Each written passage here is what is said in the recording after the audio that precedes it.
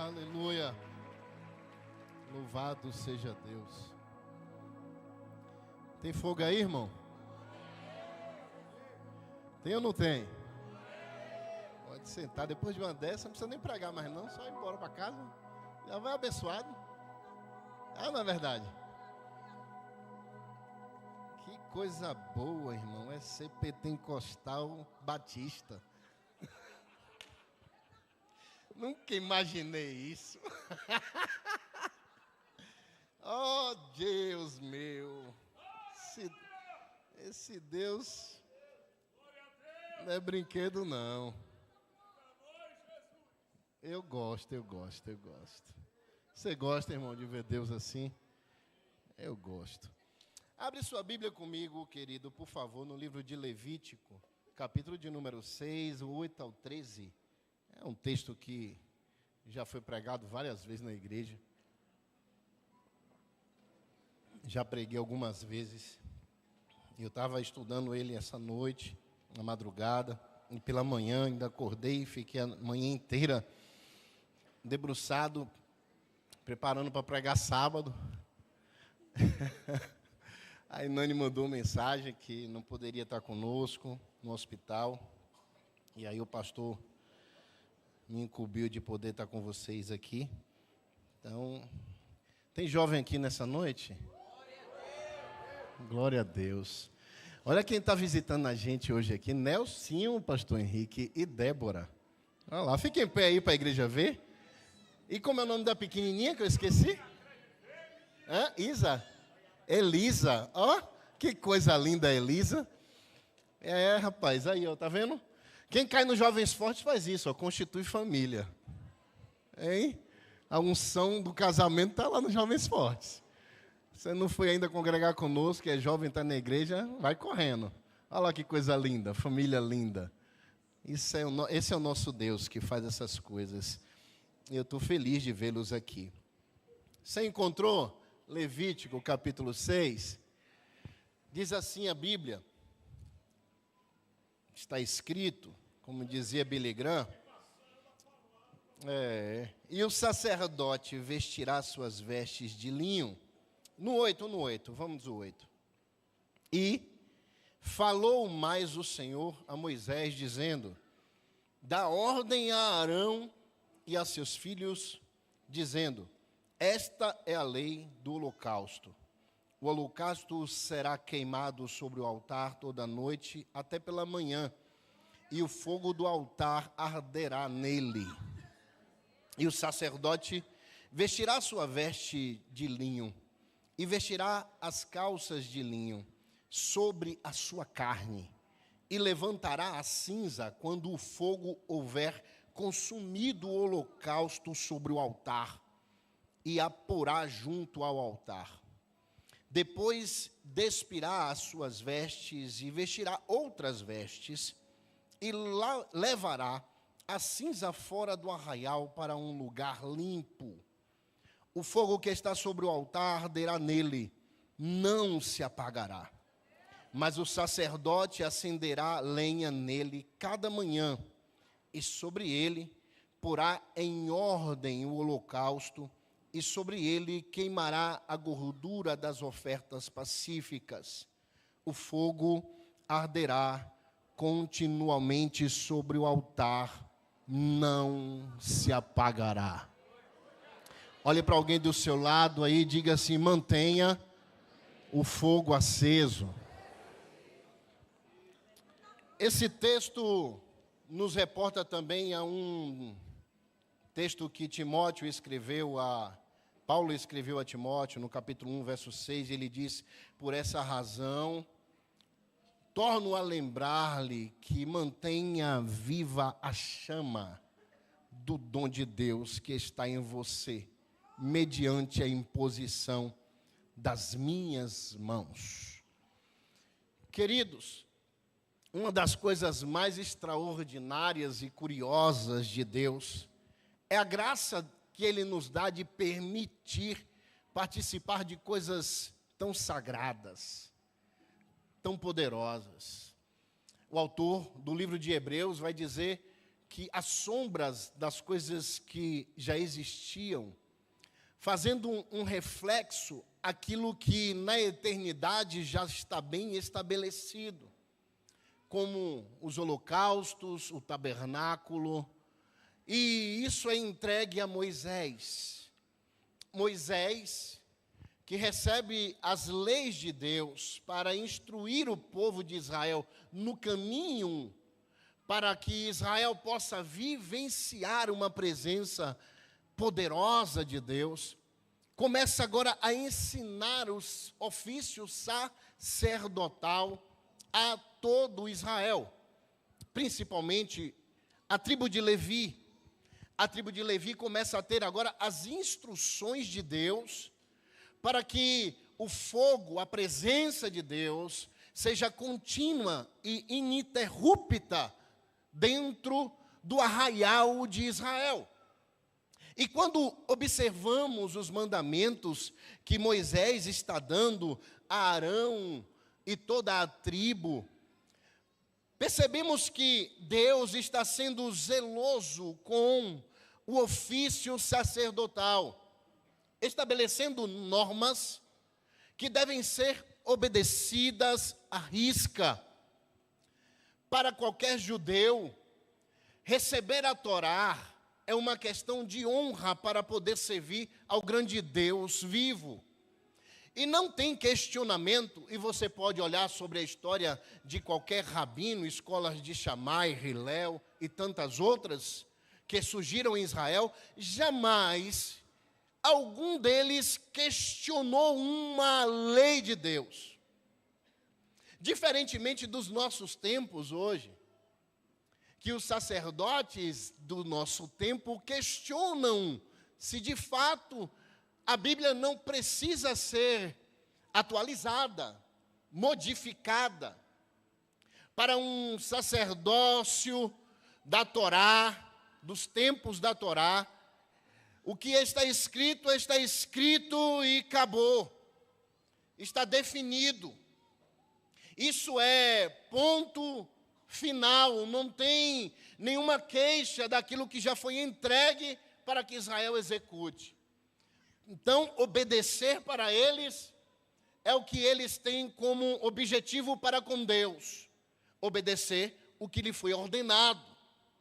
A pergunta nesse texto que nós fazemos é como esse ritual, realizado por um sacerdote preparado, como isso pode tocar a minha vida nos tempos de 2024, em pleno século 21? O que esse texto tem a ver com o cristianismo? O que esta mensagem da Torá revela para os nossos dias atuais? O que Deus está ensinando a Israel dentro de um contexto e que, dentro desse contexto, revela a eternidade apresentada pelo seu Filho Jesus Cristo. O que aqui eu posso aplicar à minha vida, pelo poder e revelação do Espírito Santo, que é fogo consumidor, para vivenciar uma vida poderosa em Deus? Como eu posso aplicar os ensinamentos que foi direcionado a um povo específico há quase 5.500 anos atrás e aplicá-la à minha vida em pleno ano de 2024? É simples. A primeira regra que Paulo coloca para Timóteo: não negar o que foi recebido do céu. Não negar o que foi imposto sobre nós por mãos santas. Não excluir da nossa vida aquilo que foi derramado do céu sobre nossa existência nessa terra. E a pergunta é: como posso acender o fogo para que ele não se apague? E a resposta é: não somos nós que acendemos.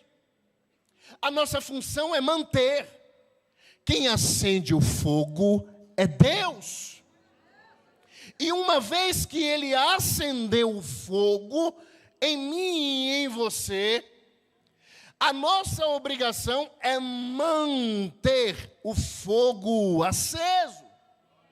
Agora, preste muito bem atenção no que eu quero ministrar ao seu coração da parte de Deus nessa noite. Se você deseja viver uma vida poderosa no Espírito Santo, você precisa manter uma vida com um fogo aceso. Você não pode descuidar em nenhum momento na sua existência cristã, porque isso pode incorrer o risco de o fogo se apagar. E ele pode se apagar. Se não pudesse se apagar, o texto não teria revelado isso a nós.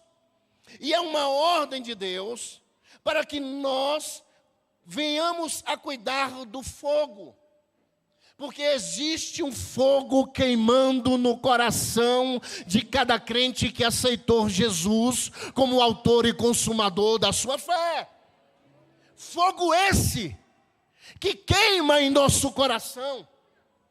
Fogo esse que faz nos sentir como que alguém está dentro de nós, vivo, fazendo com que o nosso interior seja tocado de forma sobrenatural e não comum. É como alguém que entra em um culto como esse agora, nessa noite, e diz: eu estou sentindo algo diferente. Desde que você entrou no louvor, você sente um arrepio, um fogo queimando no seu coração.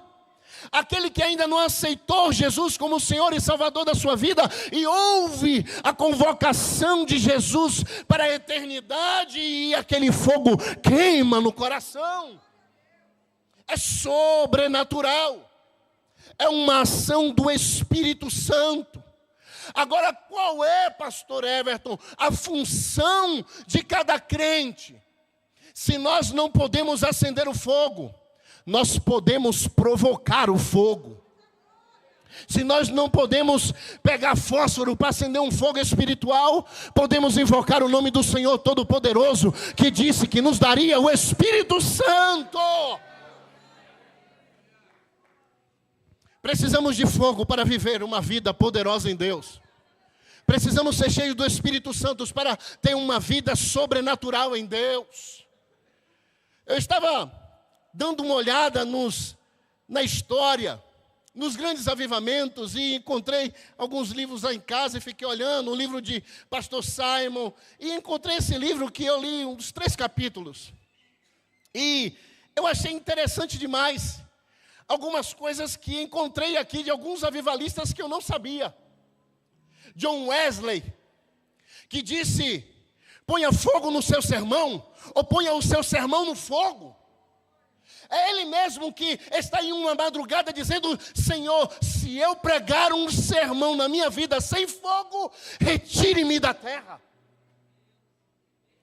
É a dependência total de Deus. Porque esta obra que está aqui, maravilhosa, que nós estamos contemplando, não é uma obra feita por mãos humanas. É claro, tem a participação das mãos humanas, mas por trás dessa cortina, por trás daquilo que você não vê, o Todo-Poderoso está atuando de forma maravilhosa. Encontrei a história da mãe de John Wesley, que nas madrugadas dizia: Espírito Santo, pegue os meus filhos com fogo. Precisamos do fogo de Deus sobre a vida dos nossos filhos. Precisamos do fogo de Deus sobre a vida das nossas famílias. Sem o fogo do Espírito Santo, já perdemos a batalha. Só podemos vencer uma batalha cheios do fogo do Espírito Santo de Deus. Agora, há ensinamentos poderosos que Moisés está dando a Israel. e ensinamentos espirituais que o Espírito Santo está dando a nós. E eu estou aqui para receber esse ensinamento e aplicar na minha vida. Porque, como disse Tiago, se você for só um mero ouvinte da palavra, você não vai funcionar no reino espiritual. Você precisa ouvir a palavra. E você precisa praticar a palavra. Uma vida cheia do Espírito Santo é uma vida de quem pratica a palavra. Eu fui humilhado. Se humilhe ainda mais. Pois está escrito, aquele que se humilhar será exaltado. Se você entende as Escrituras, você pratica. E quando você pratica, a sua vida começa a ser mais intensa no fogo do Espírito Santo. Foi Jesus que disse em Mateus capítulo 5. Quando os seus inimigos quiserem lhe tratar mal, falar mal de você, ore por eles. E amontoará sobre a cabeça deles brasas vivas. Novamente fogo. Quem ora pela própria vida tem fogo.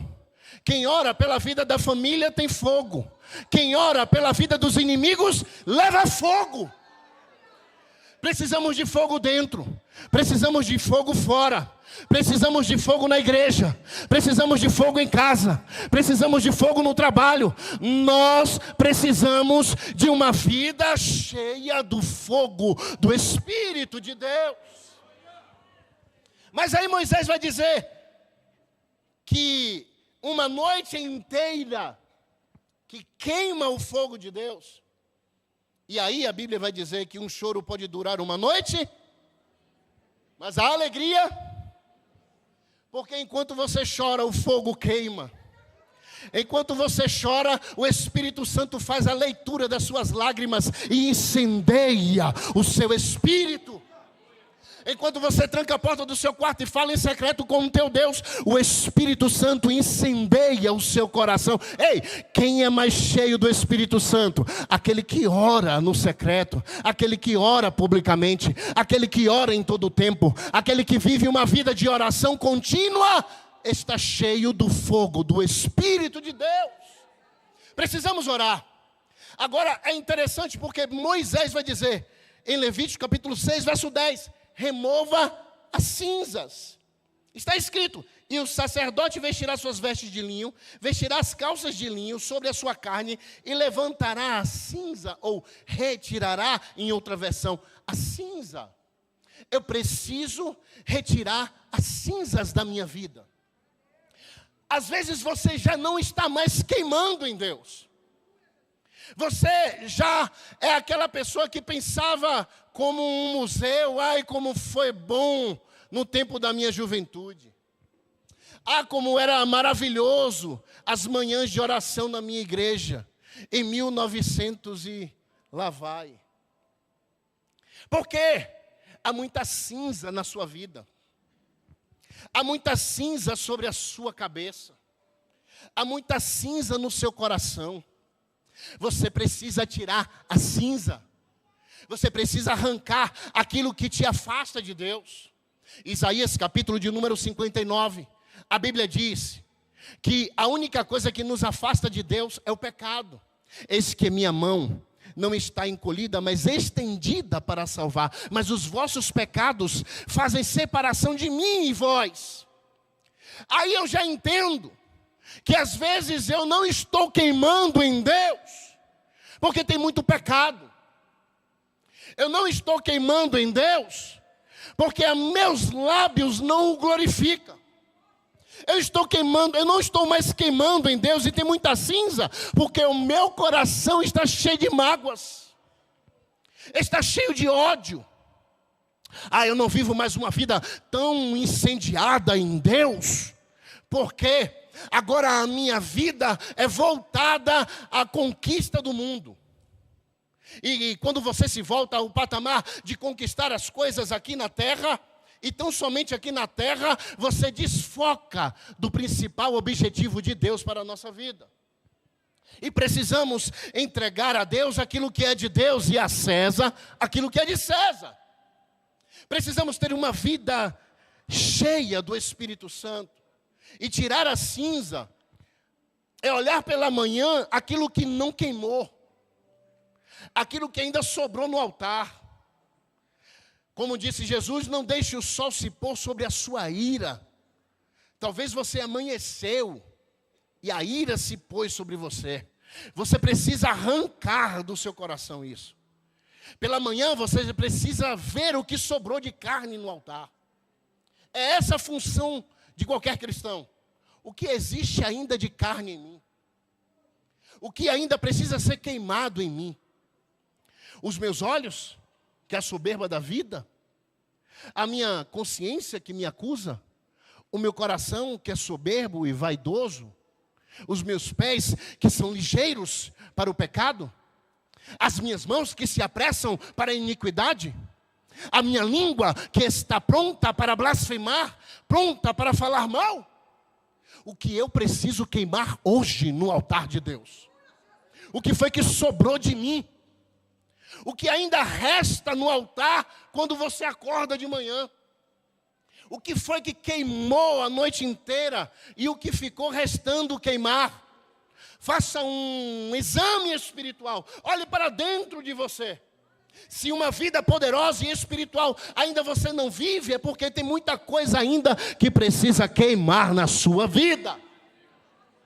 Então trate de recolher, tirando as cinzas, pegando os pedaços que sobrou de gordura, de carne, e reacenda o fogo e coloque tudo lá para queimar novamente, até que não sobre nada.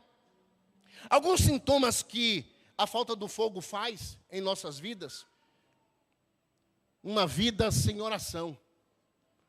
Quando não se tem fogo, não se tem oração, não se tem busca, não se tem clamor, não se tem presença do Espírito Santo. Você até vem para o culto, você até tenta clamar, mas são momentos muito rasos. Você não se entrega completamente. Você ainda está dando a Deus e está tomando. Pastor, eu queria tanto viver tudo que Deus tem para mim, então entregue tudo para Ele. Pastor, eu tenho medo ainda, eu entrego a minha vida, mas eu fico querendo controlar. Ei, Deus quer o controle total da sua existência. Coloque a sua vida em sua totalidade sobre o altar de Deus. Não deixe fora do altar os seus olhos. Não deixe fora do altar os seus pés. Não deixe fora do altar o seu coração. Não deixe fora do altar a sua mente. Talvez Deus está falando tanto com você, mas você está tão longe que você não ouve mais. Você já viu quando você tenta chamar alguém? Pastor Henrique.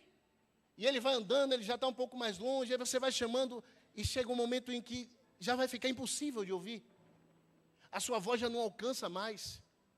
Assim está Deus gritando hoje, nessa noite, o seu nome. Se achegai-vos a mim, e eu me achegarei a vós. Buscar-me-eis, e me encontrarei quando me buscardes de todo o vosso coração. Batei, e abri-se-vos-á, porque quem busca encontra, e quem bate se abre. Deus deseja te encontrar, mas você precisa ir ao encontro dele. Tem alguém aqui que deseja encontrar Deus? Você precisa correr em direção a Ele. Você precisa buscar a presença dEle. Você precisa orar um pouco mais. Você precisa buscar um pouco mais. Não existe uma vida cristã sem vida de oração. A vida cristã não é vida só de você receber na cadeira, não. A vida cristã faz parte da oração. Agora tem um outro sintoma terrível, que é, depois que você não ora mais, o pecado se torna tolerante. Que nada, é só uma musiquinha. É só um pagodinho. Olha, é só uma bebidazinha. Isso não vai me afastar. Ô, irmão, o diabo já derrubou grandes baluartes de Deus. Ele derrubou Noé, depois de Noé ver o maior milagre de Deus na terra. A terra toda inundada com águas, e ele num barco sem leme, ser guiado e sustentado 40 dias pelo poder de Deus. Quando ele desceu do barco, a Bíblia diz que ele plantou uma videira, colheu os frutos, fez vinho e se embriagou. E os seus filhos foram amaldiçoados por causa disso. A Bíblia diz que Ló, que achou legal ficar perto de Sodoma e Gomorra, porque era campos verdejantes, era bonito. O mundo é bonito, é sedutor. O que ele lhe apresenta é cativante para a carne, chama atenção, é prazeroso. E Ló acampou ali, morou ali. Suas filhas se perverteram. Quando a sua mulher se perverteu, quando Deus, por intercessão de Abraão, entra na cidade como juiz para sentenciar a destruição, a Bíblia diz que a ordem do anjo para Ló é: vá e não olhe para trás, ninguém. Mas o coração da mulher dele estava preso em Sodoma e Gomorra. Não estava no altar. Virou uma estátua de sal. As suas filhas embriagaram o pai e deitaram com ele. E tiveram filhos. Quando nos afastamos da presença, toleramos o pecado. Achamos normal. Não tem nada não. Isso não faz mal. Tá. O diabo derrubou Sansão, porque achou que era normal casar com uma mulher que não era da tribo de Israel. O diabo derrubou Sansão, porque achou normal beber e ele era um nazireu. O diabo derrubou Sansão, porque achou normal comer comida de um corpo morto, quando Deus lhe disse para não comer. Sansão achou normal, e por achar normal, se tornou escravo dos filisteus, ridicularizado pelos filisteus, porque o que o diabo quer é derrubar cada um de nós, fazendo no que viemos tolerar o pecado do mundo. Não tolere. Esses são sintomas de quem não tem fogo de Deus. Paixão. Paixão por almas. Paixão por Deus. Paixão pela santidade. Paixão pela justiça. Pela integridade. Pelo que é certo. Pelo que é honroso. Pelo que é nobre. Pela igreja. Pela liderança. Quando não se tem essas coisas, está longe também. Não se tem fogo. Mas também, quando não se tem fome. Eu não gosto mais, não consigo mais ler a Bíblia. Eu não consigo mais contemplar as Escrituras. Criamos na igreja o Clube da Bíblia. Para algumas pessoas que têm dificuldade de ler e entender as Escrituras. Entendendo que a igreja que Jesus vem buscar é uma igreja que tem fome e sede da sua presença. É como diz o hino: eu ainda tenho fome, eu ainda tenho sede. Pode vir queimar, pode vir queimar. Você precisa ter fome, você precisa ter sede, você precisa se maravilhar com as coisas de Deus, com aquilo que Deus está realizando. Irmãos, tem gente que já acha um culto desse normal. Tem gente que vem para a igreja às vezes, e eu já falei sobre o termômetro, fica medindo, acha normal. Acha o louvor normal, a pregação normal. Ei, aqui não tem nada normal. Aqui tudo é sobrenatural. A todo tempo você está tocando em uma atmosfera espiritual, desde que você entrou na igreja. Você não está vendo, mas tem demônios querendo roubar a palavra que está sendo liberada no altar para você. Porque ele sabe que basta uma palavra de Deus, e tudo na sua vida se transforma. Tudo na sua vida muda. O patamar é outro. Mas você tem que se ligar nessas coisas. Você tem que entender sobre ambientes espirituais. e perceber as maravilhas de Deus. Deus é um Deus de maravilhas. Deus é um Deus do sobrenatural. Deus é um Deus das causas impossíveis. Deus é um Deus que abre mar vermelho. Deus é um Deus... Moisés viu o mar vermelho aberto. Josué viu o Jordão aberto. Deixa eu lhe dizer uma coisa. Cada geração que busca a Deus vê as maravilhas de Deus. Você acha o quê? Nós estamos buscando Deus aqui? Pode aplaudir, Jesus, pode aplaudir. Cada geração vê as maravilhas de Deus, mas olha que coisa interessante. Nós estamos aqui vivenciando maravilhas de Deus. Essa igreja, aqui, neste lugar, é uma maravilha de Deus. Você entrar aqui e não se maravilhar com isso, isso aqui é maravilhoso. Com 37 mil reais.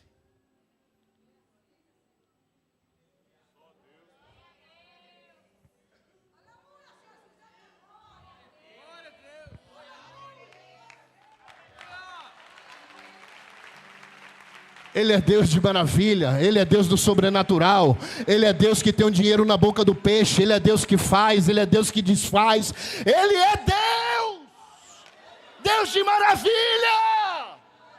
Oh, glória a Deus, glória a Deus, Ele é Deus de comunhão. Um dos sintomas de uma pessoa que não tem mais o fogo do Espírito Santo, ela não está em comunhão, ela se afasta da comunhão. Se feriu, aí sai, pede perdão, abraça, se desculpa e anda de novo junto. Precisamos viver em comunhão. A Bíblia vai dizer que o Espírito Santo desce sobre a comunhão. É como o óleo que desce sobre a cabeça, sobre a barba, sobre a orla de Arão. E o Senhor ordena a bênção.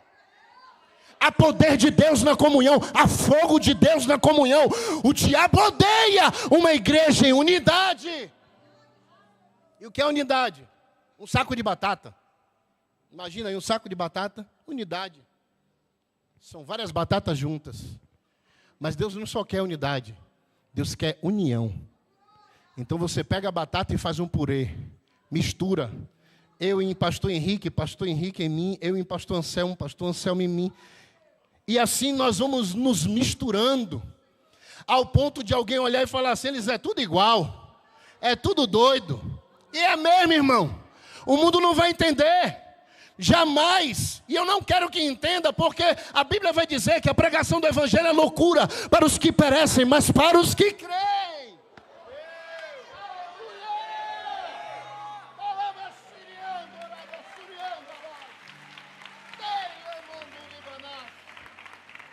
É poder de Deus.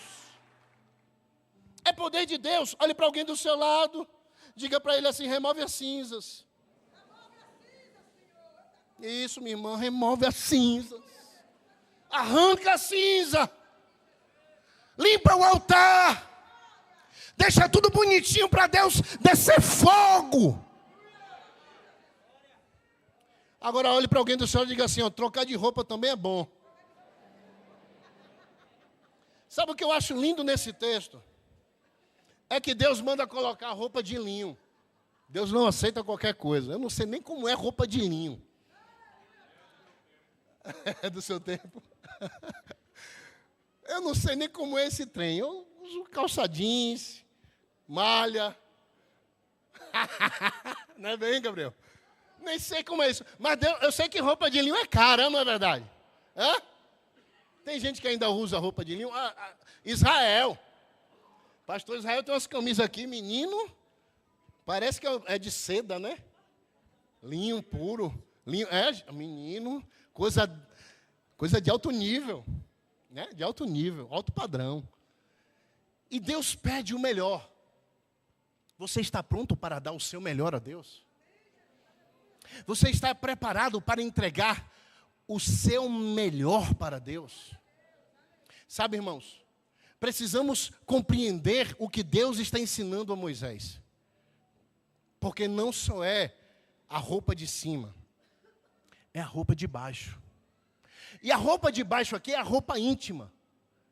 Deus está interessado em saber como está a sua intimidade. como é quando você está sozinho. Deus está com os seus olhos como de fogo, nas Escrituras relata, percorrendo toda a terra, todas as coisas estão nuas e patentes diante dele. Nada foge do olhar de Deus. Ele vê tudo, sabe de tudo. Pastor, eu preciso confessar? Deve, porque ele já viu. Ele só quer que você se aproxime e que você vista a sua intimidade, que você proteja a sua intimidade, que você oculte a sua intimidade. Toca alguém assim, ó, para saber que foi um profeta que falou e fala assim, ó, oculte a sua intimidade, é sua. Cuidado. O fogo de Deus não vai ficar em quem não guarda a intimidade. O fogo de Deus não vai queimar em quem não controla a intimidade, em quem não está investido. E sabe de uma coisa que eu aprendi? É que esta geração não quer ser inspirada. Não. Eu aprendi isso no pastoreio com a juventude. Eles não querem ser inspirados. Uma boa pregação. Eles querem ser ministrados. Eles querem ver, eles veem e copiam. Eles observam e andam conforme o que vê. Eles veem a atitude do pastor Henrique, a vida do pastor Henrique, ele vê a minha atitude, a minha vida. E isso reflete muito mais do que qualquer pregação. E é por isso que já dizia o sábio, pregue, se possível, use palavras. Uma vida no fogo é uma vida vivida, calada, sem precisar pregar. Porque a vida dessa pessoa é intensa. E ela ministra ao andar. Ministra ao chegar. Você já viu alguém que chega no ambiente e fala assim, fulano chegou, vamos mudar de assunto. Por quê? A vida dele, a vida dela, ministra ambientes. Muda atmosferas locais. Transforma aonde ela chega. Você precisa ter uma vida tão intensa e com um fogo tão sobrenatural de Deus, que é onde você colocar a planta dos seus pés, o ambiente transforme. Tudo muda. Alguém vai olhar e vai dizer, rapaz, você tem uma palavra aqui para mim, por favor? Porque você carrega a ministração do Espírito Santo. Agora, uma coisa que nós precisamos é adicionar lenha. Senão o fogo vai se apagar. Eu preciso adicionar lenha na minha vida. Eu preciso ser contínuo. E é isso que Levítico vai dizer no capítulo 6, no verso 12. Enquanto isso, o fogo do altar será mantido aceso. É minha obrigação. É a sua obrigação. Se você quiser uma vida cheia do Espírito Santo, você tem que buscar. Como a missionária A.M., que eu li aqui do livro. Ela passava dias e dias dizendo, Senhor, me mate, ou me encha do teu Espírito Santo. Eu não quero viver essa vida comum, eu quero viver uma vida cheia da tua presença. Irmãos, precisamos ter esse desejo. Precisamos almejar as coisas espirituais. Jesus disse que vós, sendo maus, sabeis dar boas dádivas aos vossos filhos. Muito mais o vosso Pai que estás no céu. Se vocês pedirem, Ele vos dará o Espírito Santo. Ei, eu vim ministrar uma palavra de Deus para o seu coração. Porque teve gente que chegou aqui nessa noite assim, com cinzas sobre o altar. E Deus está soprando as cinzas do teu coração, as cinzas da tua mente, a cinza dos teus olhos, e Ele está tocando fogo em você, está botando fogo em você, está queimando em você, está incendiando o seu coração, para você viver os anos mais poderosos de Deus na sua vida. Oh, aleluia! Adicione lenha, coloque a lenha, irmão. Não se contenta com um culto não, faz um culto em casa. Não se contenta com um culto em casa, não. Faz um culto na faculdade. Faz um culto no seu trabalho. Faz um culto na casa da sua mãe, na casa do seu tio. Ei, seja tão incendiado por Deus, que a única coisa que você deseja é queimar nele todo o tempo. Precisamos viver uma vida adicionando lenha, colocando lenha. Oração, jejum, comunhão, leitura da palavra. Precisamos viver uma vida intensa em Deus. Estamos vivendo nos últimos dias, sim ou não? Sim. E a Bíblia diz, chegou a hora. Chegou a hora em que veremos os que servem e os que não servem. Por isso que quem é limpo, limpe-se mais. E quem é sujo, suje-se mais. Toque alguém do seu lado e diga assim, ó, eu vou adicionar lenha. Coloca mais lenha nesse fogo, irmão. Agora uma coisa interessante. No verso 13. O fogo arderá continuamente sobre e não se apagará. Ah, o fogo de Deus nunca apaga. Ele só está coberto pela cinza. Dá uma soprada aí. Sopra aí. Sai cinza. Sai pecado. Sai luxúria. Sai óleo soberbo. Sai. Desapega. Dá um OLX e vai. Sai. Sai. Vem fogo. Queima mais. Põe mais lenha. E deixa Deus suscitar o fogo na sua vida. Porque o fogo arderá continuamente sobre o altar e não se apagará. Sabe o que o diabo teme? Uma mulher, um homem cheio do fogo do Espírito Santo de Deus. O diabo não está interessado se você canta bonito. O diabo não está interessado se você prega bem. Não está nem aí. Mas o diabo tem um respeito quando alguém tem chama queimando no coração, com intensidade, com força, com poder de Deus. Olhe para alguém do seu lado, toca nele aí, crente, com o dedo de profeta assim, aponta o dedo de profeta, fique no altar. Sai não. Fica aí, bichinho. Fica aí, é o melhor lugar para você estar, no altar de Deus. O problema é que o sacrifício está vivo. E se o sacrifício está vivo, tem hora que ele quer botar o pé fora do altar. Ô Senhor, mas só é para ver se está frio lá fora. Só para sentir a temperatura. Quer botar a mão lá fora, tirar a mão do altar. Senhor, só um pouquinho. Quer tirar os olhos do altar? Deixa eu só ver um pouquinho, Senhor. Quer tirar a língua do altar? Senhor, olha para fulano como veio de novo aqui. Misericórdia, não vale nada. Julga não, crente. Jesus falou, cuidado com o julgamento. Você está julgando o cisco no olho do irmão e está com a trave gigante no seu. Cuidado, quando você aponta um dedo, tem 3 voltando. Cuidado com o julgamento. Ei, não olha para a vida de ninguém não. Fecha o olho, entra na atmosfera. Não quero saber quem está do lado. Eu quero é Deus. Eu quero o fogo do Espírito Santo. Eu quero ser cheio da presença. Eu quero tocar no céu. Ei, eu não quero nem saber quem veio com a roupa A, com a roupa B. Eu não quero saber quem entrou. Eu quero saber que eu vim buscar o autor e consumador da minha fé. Eu quero olhar para Ele. Eu quero cheirar Ele. Eu quero beijar Ele. Eu quero tocar nele. Nele. Sacrifício vivo. Fica no altar. É o lugar que Deus quer que você fique. Pastor, mas está queimando, é bom. Precisa queimar mesmo. Aí você bota mais lenha para acabar de destruir esse corpo carnal. Lutero disse que no batismo descobriu que Adão sabia nadar. Porque Adão pode continuar com uma vida promíscua. Adão pode continuar pecando. Mas Adão, se você deitar no holocausto e não sair, o fogo de Deus vai andar consumindo você e você não vai ter mais vontade própria.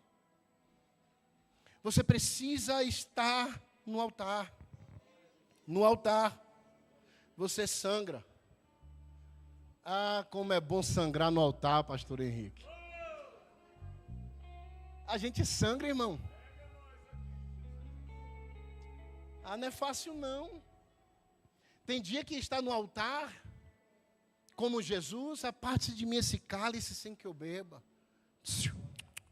Pode ficar em cima do altar, não vai descer não. Senhor, está pesado. Mas não seja feita a minha vontade, a tua vontade. É como Paulo. Ó homem miserável eu que sou, quem me livrará da condenação e da morte? Aí o Espírito Santo, fica no altar. Desce não, Paulo. Não responde aos teus algozes, não. Não se vinga de quem te abandonou, não. Alexandre o Latrueiro, Demas, me abandonaram, amando o presente cego. Tranquilo, Paulo. Continua no altar. Senhor, tira esse espinho de mim. Está doendo. 3 vezes orei e o Senhor me disse: a minha graça te basta, Paulo. Fica no altar. Está sangrando, está doendo, fica no altar. Mas a dor é profunda, fica no altar. Deus tem um galardão poderoso para quem permanecer sobre o altar. Porque altar é lugar de morte. É lá que você morre. É lá que sua existência acaba. É lá que Paulo vai dizer: não vivo mais eu, mas Cristo vive em mim. Fica no altar, crente. Desce do altar não. E você que saiu do altar, volta hoje para o altar. Deita nele. Entregue sua vida ao Cordeiro de Deus. E ele ao seu tempo te exaltará. Porá um galardão na sua cabeça. E como está escrito, ele tem um novo nome numa pedra branca para entregar a você. Oh, fica de pé, por favor. Paulo, fica no altar.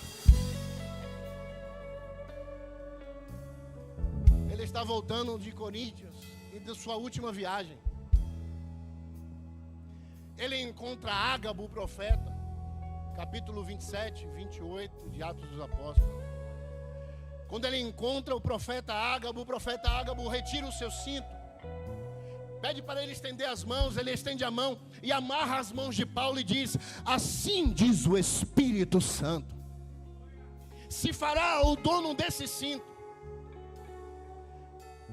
Mas o Espírito Santo estava provando o coração de Paulo. Agora, fechando os olhos, você diz assim: ó, o Espírito Santo está me provando. Pode abrir os olhos. Paulo olha para dentro de si e ouve o fogo dizer: fica no altar. Não sai não, Paulo. Mas o Espírito Santo está dizendo o que vai acontecer, mas ele não está dizendo para você não ir, ele só está revelando que você vai sofrer muito. As filhas de Filipe, né, Danilo? Vem até Paulo e profetiza: prisões te aguardam, açoites. Mas Paulo ouve do Espírito Santo: fica no altar, não desce não, porque me convém que tu seja testemunha em Roma diante de César. Não desce do altar, fica no altar. E ele vai na sua jornada, porque quem está no altar está morto. Quem está no altar não vive a própria vida. Quem está no altar vive a vida de Deus. E seguindo a vida de Deus, a Bíblia diz que ele enfrenta um mar gigantesco, com outros homens no navio. E o Espírito Santo visita Paulo e um anjo diz a ele: ninguém vai se perder. O Senhor me enviou para te dizer, Paulo, que todas as almas estarão contigo em Roma. Ninguém vai se perder. Fica no altar, porque é no altar que as promessas se cumprem. Fica no altar, porque é no altar que você vai ver a salvação do teu marido. Fica no altar, porque é no altar que você vai ver o seu filho levantando a mão e aceitando Jesus ainda esse ano nessa casa. Fica no altar, não desce não. Fica no altar, porque a mão do Todo-Poderoso está operando na sua vida. Por trás das cortinas, é verdade, mas fica no altar.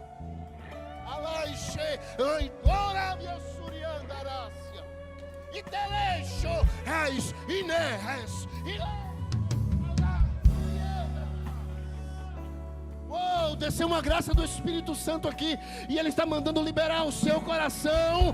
Fica no altar, porque eu vou fazer coisas grandes, poderosas. Permanece no altar. Ei, Candeias, permanece no altar. É só o começo, não viu nada. Permanece no altar. Sangra no altar, morre no altar, respira no altar.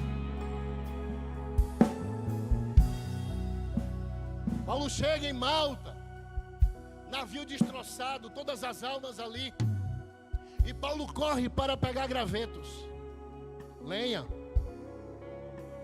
Não importa a circunstância e tribulação da sua vida, não pare de pegar lenha. Está difícil, pastor, a tempestade está grande, e daí? Pega lenha, procura lenha. Não abandone o propósito de Deus na sua vida. Não volte atrás. Aquele que põe a mão no arado e pensa em voltar atrás não é digno do reino. Permaneça firme. Suba e fique no altar.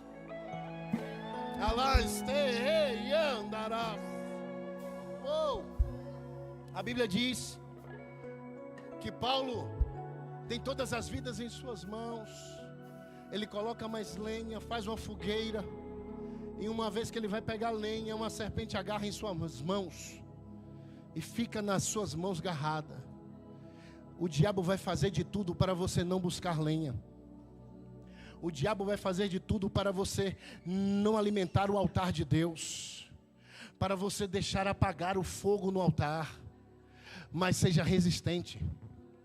Continue colocando lenha no altar. E o que eu faço com a serpente, pastor? Oh, querido, quem tem uma vida cheia do fogo do Espírito Santo, não tem serpente que resista. A Bíblia diz que Paulo balançou a serpente no fogo, e ela largou de sua mão e foi queimada. Deixa eu dizer aqui um recado para o inferno. Não tem trabalho de Satanás que vai impedir a marcha triunfante desta igreja. Não tem serpente que vai agarrar em calcanhar, mão. Tem fogo aqui. Tem fogo aqui. Tem fogo aqui. Tem fogo aqui. Tem fogo aí. Tem fogo aí. Ei, tem o Espírito Santo aqui nessa casa. Tem fogo nessa casa. Nós não estamos brincando aqui de culto. É o Deus Todo-Poderoso que desceu fogo do céu e consumiu os 50 que queriam parar Elias. Há fogo, há fogo, há fogo, há fogo de Deus, há fogo de Deus.